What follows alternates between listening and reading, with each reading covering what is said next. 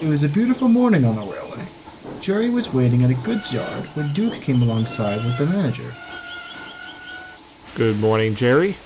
I have a special task for you. Oh, hi, sir. What is it? After you take these wagons to the harbor, I would like you to collect a old member of our roster. His name is Tim. He'll be helping Stuart at the quarry. He'll be waiting for you to arrive when you at the harbor.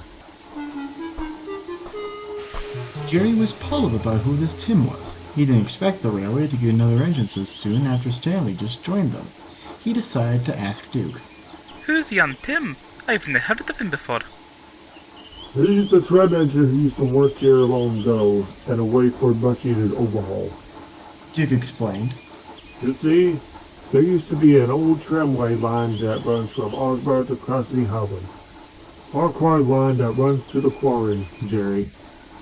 That's the part of the old tramway line. I suspected the manager wants Tim to run it again now that he's back. Oh, I see. I'll be sure to give the wee lad a warm welcome when I see him. Oh, that's my guard's whistle. Thanks for telling me, Duke. I'll see you later.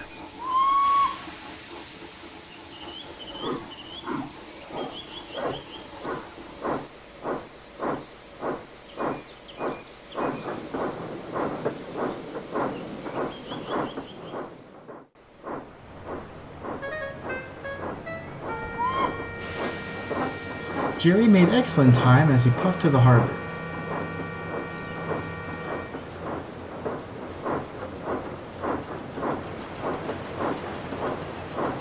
He was keen to meet Tim, and was a minute early as he slowed down just before the yard sidings. As he was being uncoupled from his trucks, he noticed a small, dark-colored tank engine parked in the siding.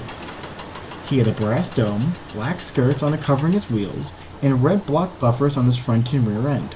Jerry was very impressed. He was about to move towards him and say hello when there was a loud hoot from one of the docking ships. The engine jolted backwards in fright, bumping a few empty wagons stationed behind him.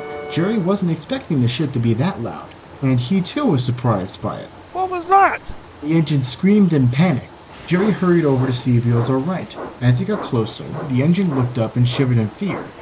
It was almost like he was scared of Jerry himself. Ah, calm down, lad. It's only a ship docking to be unloaded. Jerry looked over to the engine again and noticed its nameplate and number were on its tanks and cab sides. You must be the engine I was told to collect. My name's Jerry. Pleased to meet. Jerry trailed off and he looked back at Tim's face, still quivering and looking uneasy at the ground. He suddenly felt very unsure about this new engine, still wanted to give him a warm welcome. Well, Tim, we must hurry to the quarry. Stuart will be waiting for us.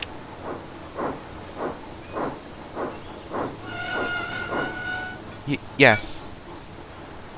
Yes, of course. Soon they were hooked up and the two traveled up to the quarry.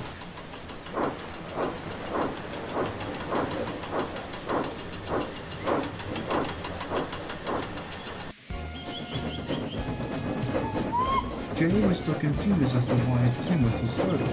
He must have not been to a harbor before and never heard a ship's hoot, he thought to himself. Tim stayed mostly quiet during the trip to the quarry.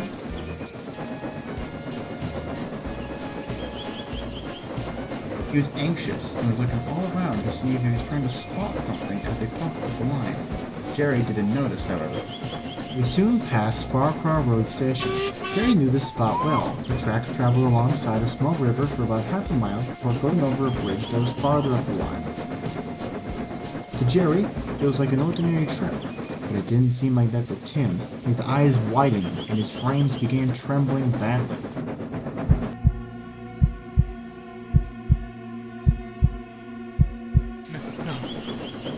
No, not again. Not again, I can't again! Tim panicked and surged forward as the bridge came into view.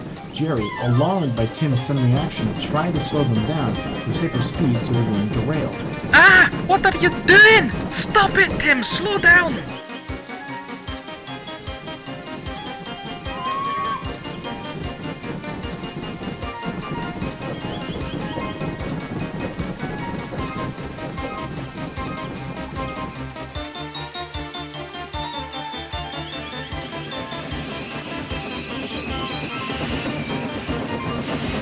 sparks flew from Jerry's wheels as he managed to slow Tim down to a safe speed to cross the bridge, coming to an abrupt halt on the other side.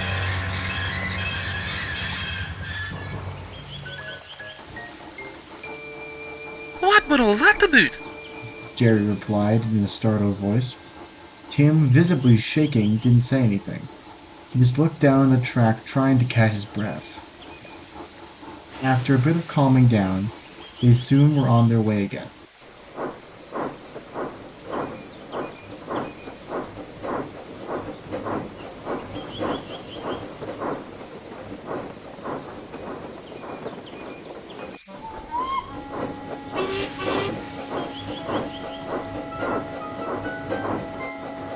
Jerry didn't know what to think anymore as they slowly entered the quarry, where they met up with Stuart, who was shunting a few loaded wagons in place to be taken away.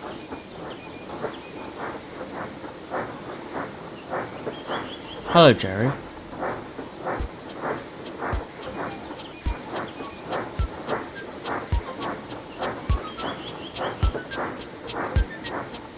Tim. Wait, Tim? Ah!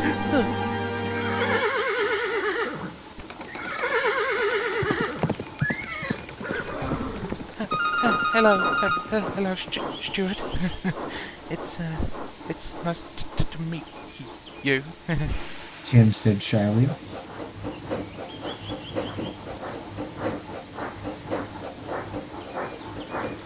As Tim puffed away to do his work, Jerry just sighed and looked at Stuart. I'm worried, Stuart. Tim's rather timid. He may be a tricky one. Why?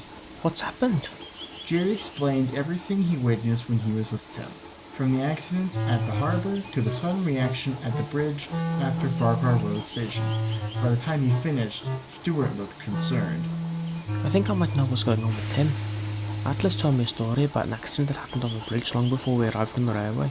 Tim was taking a goods train on a foggy night and collided with a guard who was trying to wave him down with a lantern. After he and his van became detached from its train, Tim didn't see the lights, nor stop in time, and hit the guard and his van into the cold river below. He probably never recovered from that tragic night.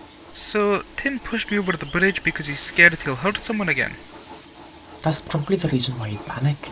You said he rushed forward before you went over the bridge. Questioned Stuart. There's probably something more to the story that happened that we don't know about. Two engines decided to get to the bottom of this before Tim got himself hurt. They didn't have to wait long, though, until the foreman came up to them. There's a late-night stone train that needs to be taken to the harbour before morning. We need 2 of you engines to take it as it's a very long train for just one alone. Any volunteers? Tim and I can take it, sir. Ah, excellent. You'll take the wagons and rest there till morning. We have a lot of work tomorrow. Leave him with me, Jerry. I know what to do.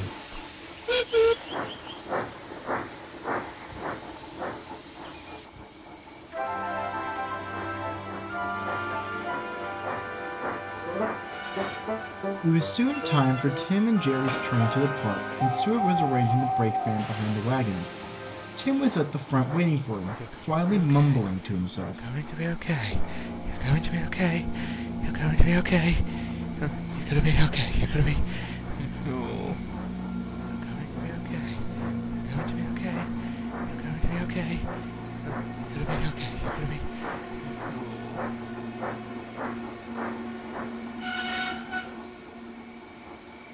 Tim? Ah! Yes, Stuart? Stuart paused and looked at him calmly, and gave Tim a warm smile. Tim, if you're ever going through something and you don't think no one will listen, you can tell us what's wrong. We will hear you out. Tim gave a small smile as Stuart ran in front, and they were soon on their way.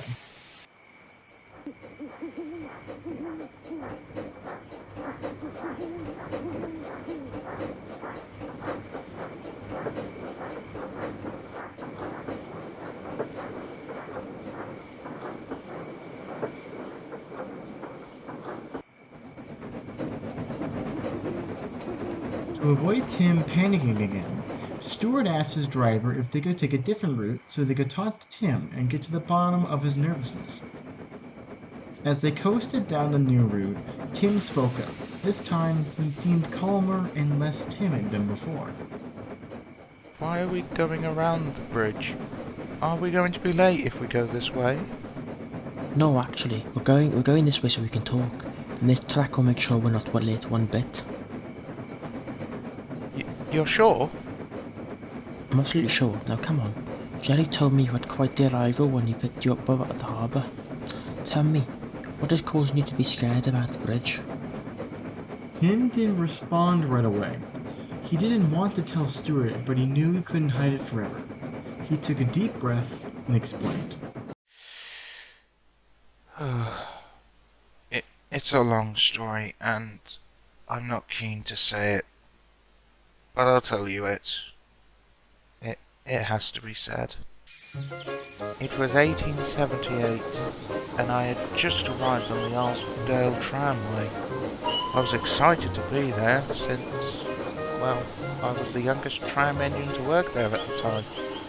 But being a younger engine, I was rather shy, making friends with the other engines who worked before my arrival. Some were welcoming, and some were not so pleasant, mostly due to me being the smallest engine there, when compared to them. Nevertheless, I worked hard and soon proved my worth to the tramway, and did many jobs back then. Tim paused as he remembered his time on the tramway. I was good with engines. I pulled coaches, shunted trucks. I even did a bit of quarry work a few times. I was the jolliest tram the railway had. Until... He paused again, looking up to the sky to maintain his composure. That was until I was told to take a midnight goods train to the other end of the line. It was an urgent last-minute delivery that had to be taken out, and I was the only one at the shed that was still in steam.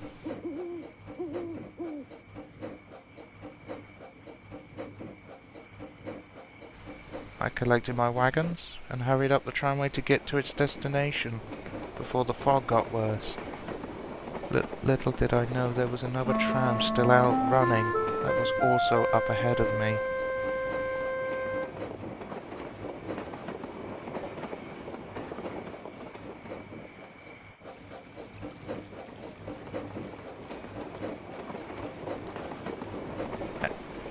As we passed Farquhar Road, I thought I saw a dim light across the line over the bridge.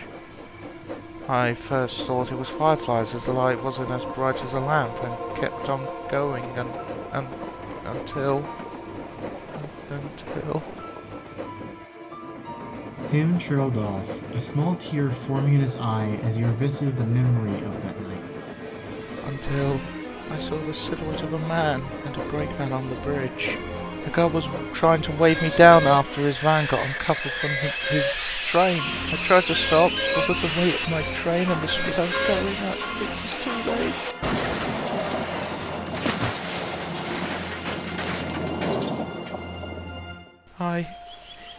I collided with the guard and his van as we all fell into the cold river below.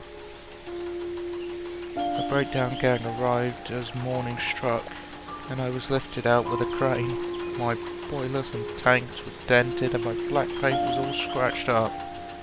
Some of my parts were either broken or missing altogether, but somehow I was lucky to be alive. I landed on a shallow part of the river on top of some rocks next to the embankment, and didn't go under all the way.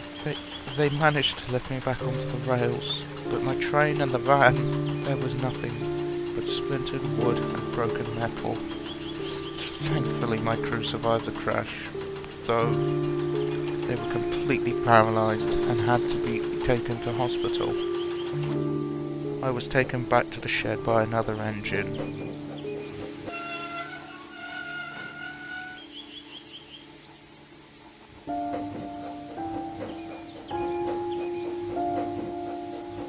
And was looked all over to see what could have been fixed on site. nothing could be done. It told me I had to be sent back to the workshop I was built for a complete rebuild. Some of the other engines lashed out at me and said I deserved to be sent away for taking the life of one of their loyal guards. Some called me a murderer and should be scrapped. But the oldest tram engine, who the guard was a part of that night, stood up for me, and I'll always be grateful for what he did. I would have asked the staff to actually cut me off if he didn't look out for me. I'll leave the young engine alone. It wasn't his fault. He couldn't see in the fog last night. It was an accident, and we shouldn't call him a murderer for something that it was out of his control. But he killed one of our workers. He doesn't have the braking power to stop in time if his lives were literally on the line. Indeed, leave the little rat to be cut up and rust. I don't even think a rebuild can save this so-called tram. Make that black lamb perish in the corner of the shed. Yes, end him.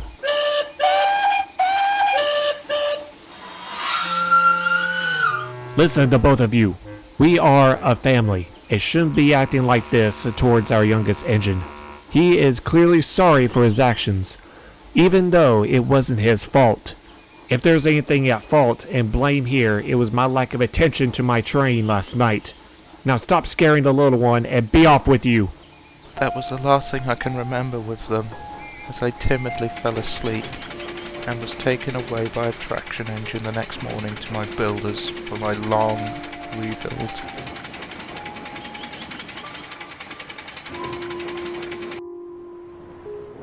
Tim finished as they slowly stopped at the harbor. Stuart stayed respectfully silent, feeling sorry for the old tram.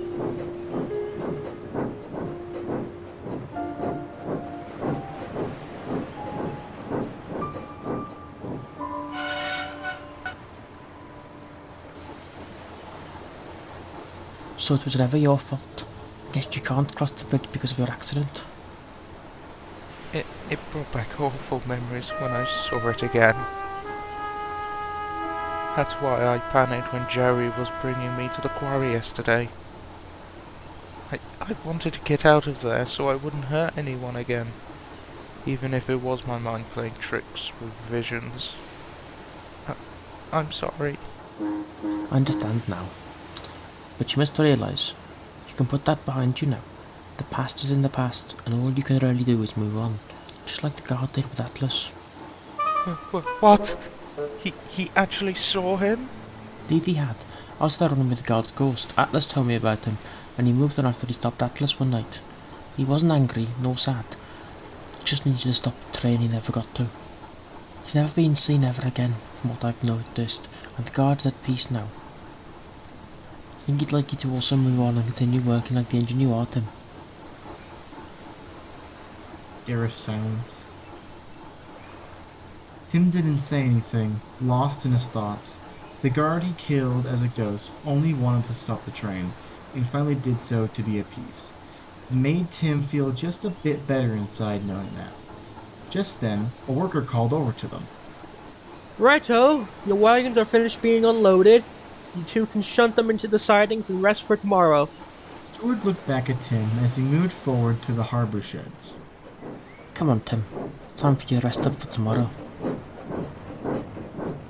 Yes, of course, Stuart. Right behind you.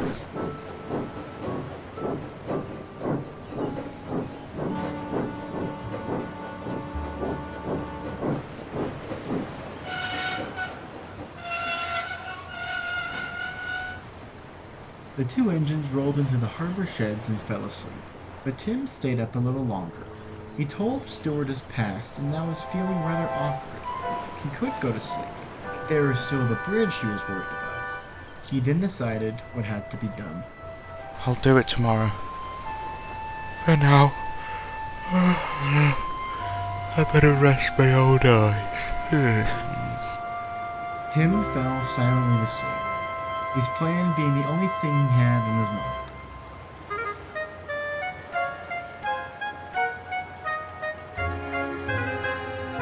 Morning soon dawned over the harbor as Stuart was woken up by his crew, starting him up for the day.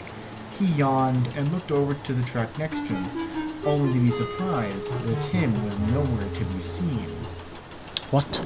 Where did Tim sneak off to?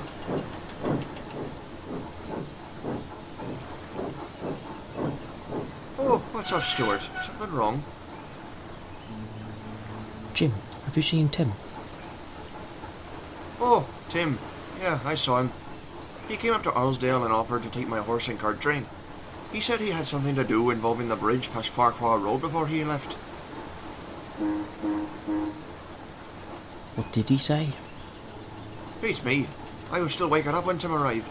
Though he did say he'd be more careful with the train. I don't want to deal with any more broken eggs like the first time. Anyway, I should collect my goods and take out Stuart. As Jim rolled away, Stuart became worried for Tim.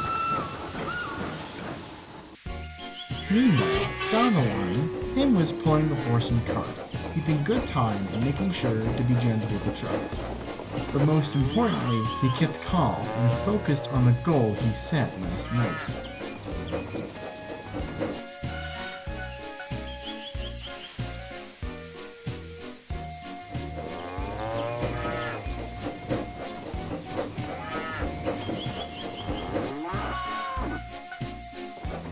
This train's route goes over the bridge.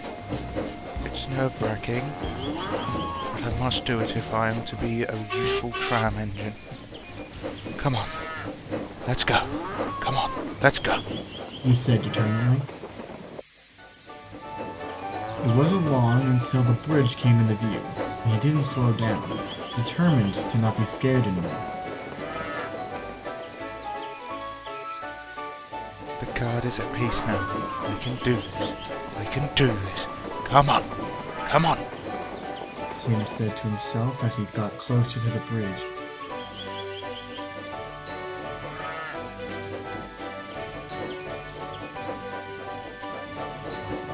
Until finally, he rolled triumphantly across.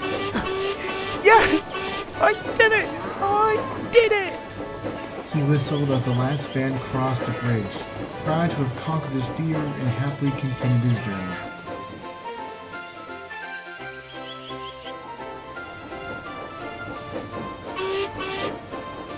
Tim soon arrived back at the harbor with the horse and cart to see Stuart, who was collecting his brake van for his trip back to the quarry, beaming at him.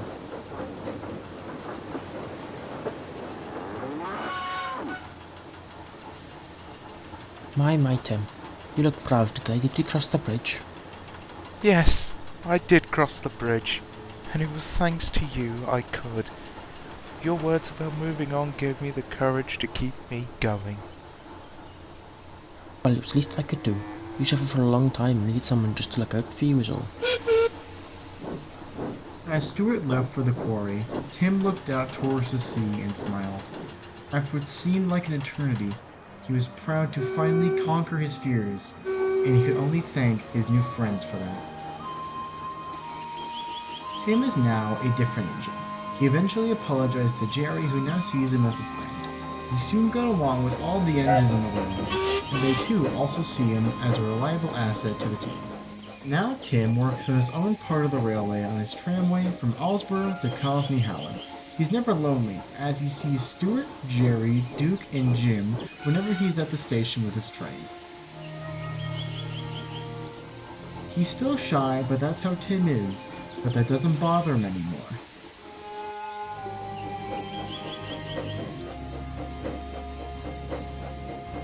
Sometimes, all you need is just a friend to look out for you and say, you'll be okay.